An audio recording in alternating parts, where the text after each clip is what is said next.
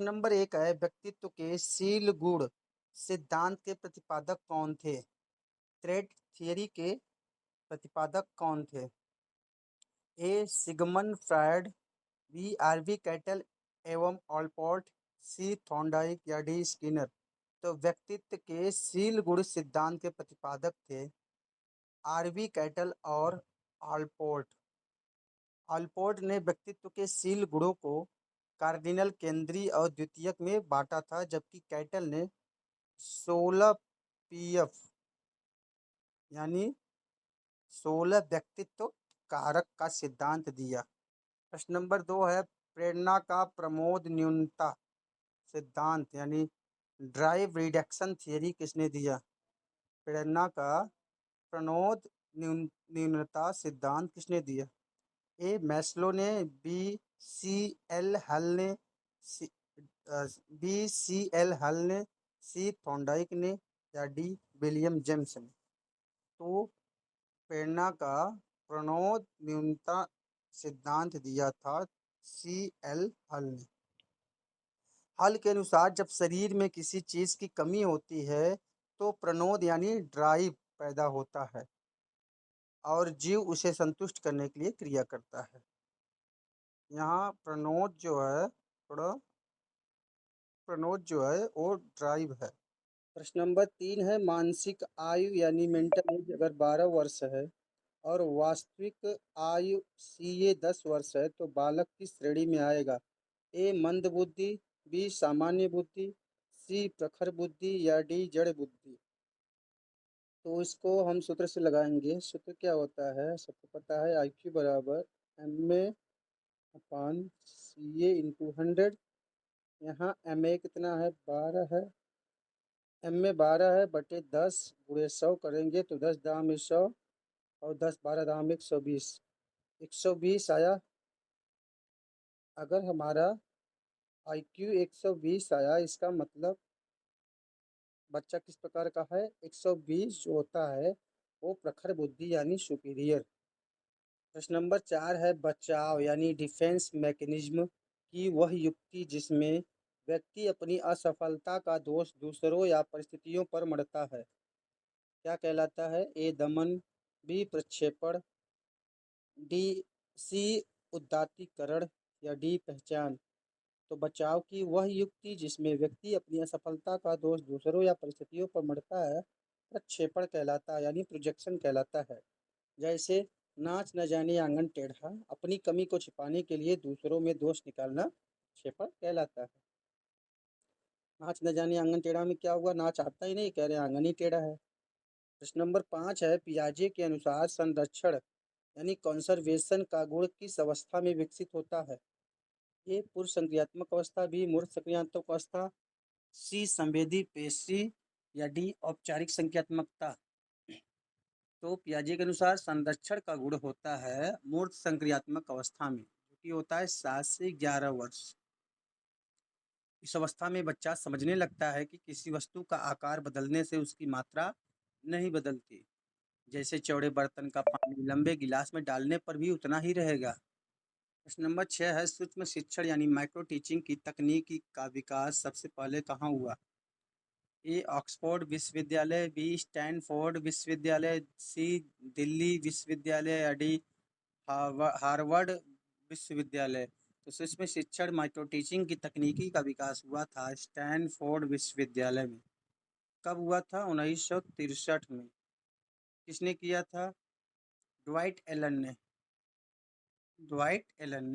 प्रश्न नंबर 7 है, डिसकैलकुलिया से पीड़ित बच्चे को मुख्य रूप से किसमें कठिनाई होती है? ए शुद्ध उच्चारण में, बी लिखने में, सी अंकगणितीय गणना में या डी चित्र बनाने में। तो डिसकैलकुलिया से पीड़ित बच्चे को मुख्य रूप से कठिनाई होती है अंकगणितीय गणना में। यह एक अधिगम अक्षमता है जिसमें बच्चा गणित के चिन्हों, पहाड़ों और गणनाओं को समझने में असमर्थ रहता है। प्रश्न नंबर 8 है, सीखने का स्थानांतरण का समान तत्वों का सिद्धांत किसने दिया? ए स्पीयरमैन, बी थॉर्नडाइक, सी जूड या डी कोहलर। तो सीखने का स्थानांतरण का समान तत्वों का सिद्धांत दिया था थॉर्नडाइक ने। थॉर्नडाइक के अनुसार एक स्थिति से दूसरी स्थिति में ज्ञान का स्थानांतरण तभी होता है जब दोनों स्थितियों में समान तत्व मौजूद हों। प्रश्न नंबर 9 है, राष्ट्रीय पाठ्यचर्या रूपरेखा 2005 के अनुसार ज्ञान को कहाँ से जोड़ना चाहिए? ए बाहरी जीवन से, बी केवल स्कूल से, सी केवल परीक्षा से, डी केवल पाठ्य पुस्तकों से। तो राष्ट्रीय पाठ्यचर्या रूपरेखा 2005 के अनुसार ज्ञान को बाहरी जीवन से जोड़ना चाहिए। प्रश्न नंबर 10 है, अधिगम यानी लर्निंग की प्रक्रिया में विराम या रुकावट को क्या कहते हैं? ए अधिगम वक्र, बी अधिगम का पठार, या सी स्मृति, या डी विस्मृति। तो अधिगम की प्रक्रिया में विराम या रुकावट को कहा जाता है अधिगम का पठारिया। जब सीखने की गति शून्य हो जाती है और ग्राफ में सीधी रेखा बनती है तो उसे अधिगम का पठार कहा जाता है। प्रश्न नंबर 11 है, प्रगतिशील शिक्षा के अंतर्गत लैब स्कूल्स की स्थापना किसने की थी? ए मोंटेसरी ने, बी जॉन डीवी ने, सी फ्रोबेल ने, या डी किलपैट्रिक ने। तो प्रगतिशील शिक्षा के अंतर्गत लैब स्कूल की स्थापना की थी जॉन डीवी ने। जॉन डीवी ने शिकागो विश्वविद्यालय में लैब स्कूलों की स्थापना की थी जहां बच्चों को प्रयोग और क्रियाशीलता के माध्यम से सिखाया जाता था। नंबर 12 है, बुद्धि का समूह कारक सिद्धांत ग्रुप फैक्टर थियरी किसने दिया? ए स्पीयरमैन, बी थर्स्टन, सी थॉर्नडाइक, या डी गार्डनर ने। तो बुद्धि का समूह कारक सिद्धांत दिया था थर्स्टन ने। टर्स्टन ने बताया कि बुद्धि में 7 प्राथमिक मानसिक योग्यताएं होती हैं जो मिलकर कार्य करती। प्रश्न नंबर 13 है, किशोरावस्था को बचपन का पुनरावर्तन किसने कहा है? ए रॉस ने, बी जोन्स ने, सी स्टेनली हॉल ने, या डी किलपैट्रिक ने। किशोरावस्था को बचपन का पुनरावर्तन काल कहा है रॉस ने। किसने? रॉस ने। मनोवैज्ञानिक रॉस का मानना था कि किशोरावस्था की कई विशेषताएं शैशवावस्था यानी बचपन से मेल खाती है, इसलिए इसे बचपन का पुनरावर्तन काल कहा गया है। प्रश्न नंबर 14 है, अधिगम यानी लर्निंग के मार्ग में सबसे बड़ी बाधा क्या है? ए उपयुक्त वातावरण की कमी, बी रटने की प्रवृत्ति, सी अच्छी शिक्षण विधि, या डी इनमें से कोई नहीं। तो अधिगम के मार्ग में सबसे बड़ी बाधा होती है रटने की प्रवृत्ति। अर्थहीन ढंग से रटना या अस्थायी ज्ञान के निर्माण में सबसे बड़ी बाधा होता है। अधिगम का अर्थ समझकर व्यवहार में परिवर्तन लाना होता है, न कि रटना। प्रश्न नंबर 15 है, वंशानुक्रम का निर्धारण किसके द्वारा होता है? ए कोशिकाओं द्वारा, बी जीन्स द्वारा, सी रक्त द्वारा, या डी आहार द्वारा। तो वंशानुक्रम का निर्धारण होता है जीन्स द्वारा। जीन्स से आनुवंशिकता की वास्तविक वाहक होती है जो माता पिता के गुणों को बच्चों तक पहुंचाती है। प्रश्न नंबर 16 है, विशिष्ट बालकों के अंतर्गत कौन कौन आते हैं? ए पिछड़े बालक, बी प्रगति प्रतिभाशाली बालक, सी अपराधी बालक, या डी इनमें से सभी। ये सभी। तो इसका राइट आंसर है ये सभी। विशिष्ट बालकों के अंतर्गत पिछड़े बालक, प्रतिभाशाली बालक, अपराधी बालक सभी आते हैं। कोई भी बालक जो सामान्य बालक से शारीरिक, मानसिक या शारीरिक सामाजिक रूप से भिन्न होते हैं वे विशिष्ट श्रेणी में आते हैं। प्रश्न नंबर 17 है, शिक्षा मनोविज्ञान की प्रकृति कैसी है? एक कलात्मक, बी दार्शनिक, सी वैज्ञानिक, या डी केवल व्यवहारिक। शिक्षा मनोविज्ञान की जो प्रकृति है वो है वैज्ञानिक यानी साइंटिफिक। यह विज्ञान की एक शाखा है क्योंकि इसमें तथ्यों का निरीक्षण, प्रयोग और प्रमाणीकरण किया जाता है। प्रश्न नंबर 18 है, भावात्मक विकास यानी इमोशनल डेवलपमेंट को सबसे अधिक प्रभावित करने वाला कारक कौन सा है? ए स्वास्थ्य, बी परिवार का वातावरण, सी बुद्धि, या डी ये सभी। तो भावात्मक विकास को सबसे अधिक प्रभावित करने वाली ये सभी कारक हैं। स्वास्थ्य भी प्रभावित करता है, परिवार का वातावरण और बुद्धि भी प्रभावित करता है। बच्चे के संवेगों पर उसके शरीर, घर की स्थिति और उसकी समझ यानी बुद्धि का गहरा प्रभाव पड़ता है। प्रश्न 19 है, शिक्षण की खेल विधि यानी प्ले वे मेथड का उद्देश्य क्या है? ए केवल मनोरंजन, बी बालक का सर्वांगीण विकास, सी अनुशासन, या डी शिक्षक का काम आसान करना। तो शिक्षण की खेल विधि का उद्देश्य होता है बालक का सर्वांगीण विकास, यानी इसका राइट आंसर है बालक का सर्वांगीण विकास। खेल विधि के माध्यम से बच्चा तनाव मुक्त होकर शारीरिक, मानसिक और सामाजिक रूप से विकसित होता है। नंबर 20 है आंतरिक अभिप्रेरणा का उदाहरण कौन सा है? ए पुरस्कार के लिए पढ़ना, बी सजा के डर से काम करना, सी अपनी स्वयं की खुशी और रुचि के लिए पढ़ना, या डी दूसरों को दिखाने के लिए पढ़ना। तो आंतरिक अभिप्रेरणा का उदाहरण निम्नलिखित में से सबसे बेस्ट उदाहरण है अपनी स्वयं की खुशी और रुचि के लिए पढ़ना। जब व्यक्ति किसी बाहरी लालच के बिना अपनी खुशी या संतुष्टि के लिए कार्य करता है तो उसे आंतरिक अभिप्रेरणा कहते हैं। प्रश्न नंबर 21 है शिक्षा का अधिकार अधिनियम यानी RTE राइट टू एजुकेशन 2009 के तहत किस उम्र के बच्चों को मुफ्त शिक्षा दी जाती है? ए 5 से 10 वर्ष, बी 6 से 14 वर्ष, सी 3 से 18 वर्ष, या डी 0 से 6 वर्ष। तो इसका राइट आंसर है 6 से 14 वर्ष। अनुच्छेद 21 ए के तहत 6 से 14 वर्ष के बच्चों के लिए अनिवार्य एवं मुफ्त शिक्षा को मौलिक अधिकार बनाया गया है। नंबर 22 है स्मृति के सोपानों का सही क्रम क्या है? तो स्मृति के सोपानों का सही क्रम है विकल्प नंबर ए अधिगम, उसके बाद धारण, फिर पुनर्स्मरण और अंत में पहचान।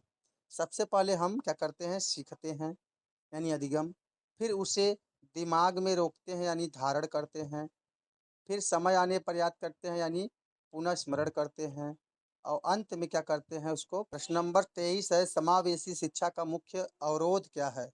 ए प्रशिक्षित शिक्षकों की कमी, बी नकारात्मक दृष्टिकोण, सी सुविधाओं का अभाव, या डी उपरोक्त सभी। तो इसका विकल्प नंबर डी सही है, उपरोक्त सभी। समावेशी शिक्षा का मुख्य अवरोध प्रशिक्षित शिक्षकों की कमी है, नकारात्मक दृष्टिकोण है और सुविधाओं का अभाव है। ये सभी कारक समावेशी शिक्षा के सफल कार्यान्वयन में बाधा पैदा करते हैं। प्रश्न नंबर 24 है पियाजे ने संज्ञानात्मक विकास की कितनी अवस्थाएं बताई हैं? ए 3, बी 4, सी 5, या डी 6। तो पियाजे ने संज्ञानात्मक विकास की 4 अवस्थाएं बताई हैं। कौन कौन सी? पहला संवेदी संवेदी पेशी, दूसरा पूर्व संक्रियात्मक अवस्था, तीसरा मूर्त संक्रियात्मक अवस्था और चौथा है औपचारिक संक्रियात्मक अवस्था। प्रश्न नंबर 25 है आगमनात्मक तर्क यानी इंडक्टिव रीजनिंग में हम चलते हैं। ए नियम से उदाहरण की ओर, बी उदाहरण से नियम की ओर, सी कठिन से सरल की ओर, या डी अज्ञात से ज्ञात की ओर। तो आगमनात्मक तर्क में हम लोग चलते हैं उदाहरण से नियम की ओर। इसमें शिक्षक सबसे पहले बच्चों के सामने विशिष्ट उदाहरण पेश करता है और फिर उसके आधार पर एक सामान्य नियम स्थापित करता है। प्रश्न नंबर 26 है बुद्धि लब्धि यानी IQ ज्ञात करने का सूत्र किसने दिया था? ए बिने ने, बी टर्मन ने, सी स्टर्न ने, या डी गार्डनर ने। तो बुद्धि लब्धि ज्ञात करने का सूत्र दिया था टर्मन ने। स्टर्न ने केवल MA/CA का विचार दिया था, जबकि टर्मन ने इसमें 100 का गुणा करके इसको जोड़ करके पूर्ण सूत्र बनाया था। प्रश्न नंबर 27 है सूक्ष्म शिक्षण यानी माइक्रो टीचिंग चक्र की कुल अवधि कितनी होती है? ए 30 मिनट, बी 36 मिनट, सी 40 मिनट, या डी 45 मिनट। तो माइक्रो टीचिंग चक्र की कुल अवधि होती है 36 मिनट। प्रश्न नंबर 28 है संवेगात्मक बुद्धि यानी EQ के अंतर्गत कौन सा तत्व नहीं आता है?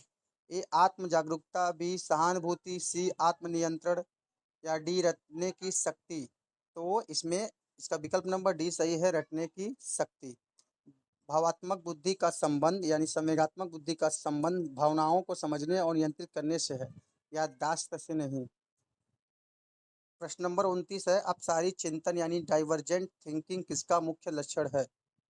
ए प्रतिभाशाली बालकों का, बी मंद बुद्धि बालकों का, सी सृजनात्मक बालकों का, या डी पिछड़े बालकों का। तो अपसारी चिंतन मुख्य लक्षण है सृजनात्मक बालकों का, सृजनात्मक बालकों का, क्रिएटिव चिल्ड्रेन का। अपसारी चिंतन का अर्थ होता है एक ही समस्या पर कई दिशाओं में सोचना, जो सृजनात्मकता का आधार है। प्रश्न नंबर 30 है शिक्षण का हृदय किसे कहा जाता है? ए अधिगम, बी अभिप्रेरणा, सी शिक्षण विधि या डी मूल्यांकन। शिक्षण का हृदय कहा जाता है अभिप्रेरणा यानी मोटिवेशन को। स्किनर के अनुसार अभिप्रेरणा सीखने का सर्वोत्तम राजमार्ग यानी गोल्डन रोड है।